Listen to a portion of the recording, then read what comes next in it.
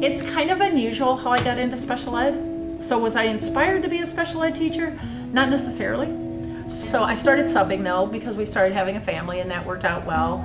And I subbed a lot in the elementary ED room for a lady that was actually, so this was for East Noble, and it's a small community, and so I knew Ellen and her husband from community theater and those kind of things. So I subbed for Ellen a lot.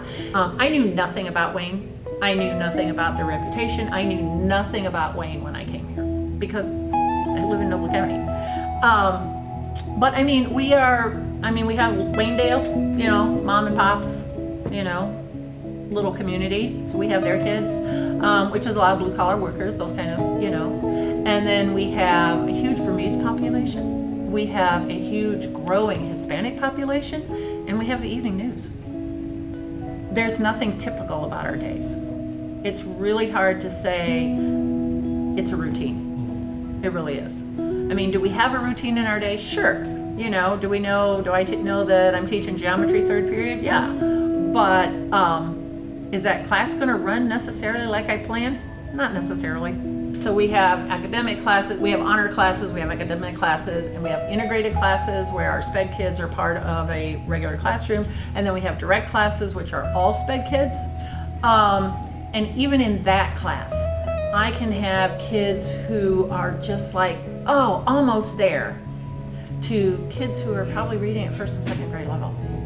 And even doing math using the calculator can be a challenge.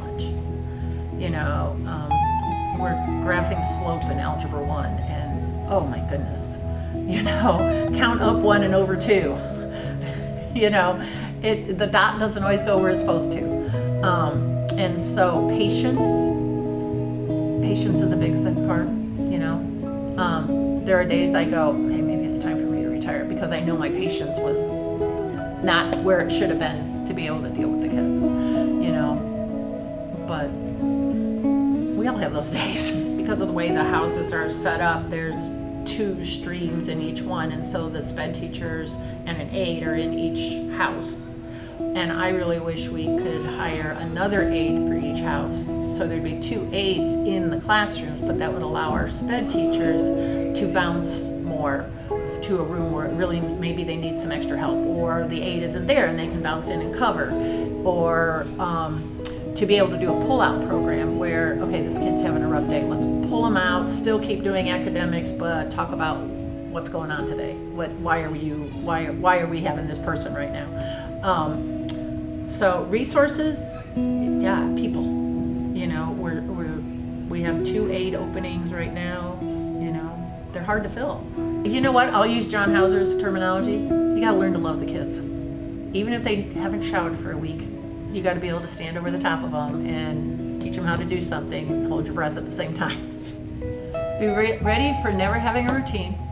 Be ready to have a lot of patience and a lot of tolerance, because the SPED kids are liable to tell you to take a long walk on a short pier with a lot of creative adjectives. And if that, other than turning around and telling them to find more adjectives, is something you can't tolerate, then double think. Because even if you say, well, I'm not going to do high school, I'm going to do little kids, or I'm going to do middle school. I taught middle school. I broke up more fights in middle school than anything because, yeah, they have zero tolerance. You know what I mean? You can't be afraid of the kids either. Even in middle school, I had kids that were as big as I was, and you got to be able to not be afraid of them. And there's teachers that shy away. Make sure it's what you want to do.